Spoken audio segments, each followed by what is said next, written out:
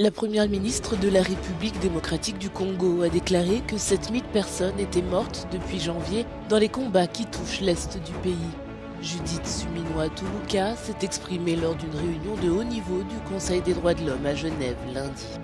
L'avancée des rebelles du M23 soutenue par des troupes rwandaises constitue l'escalade la plus grave depuis plus de 10 ans dans le conflit qui sévit dans la région.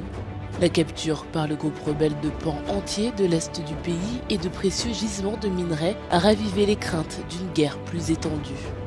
La chef du gouvernement congolais a exhorté le monde à agir et à imposer des sanctions dissuasives alors que près de 450 000 personnes sont actuellement sans abri après la destruction de 90 camps de déplacés par les rebelles qui ont pris le contrôle de plusieurs villes.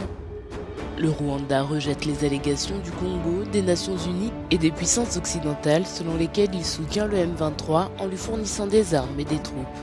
Dans son discours d'ouverture de la 58e session du Conseil des droits de l'homme des Nations Unies, le secrétaire général de l'ONU Antonio Guterres a déclaré que les droits de l'homme dans le monde étaient étouffés et a fait référence aux horribles violations en RDC.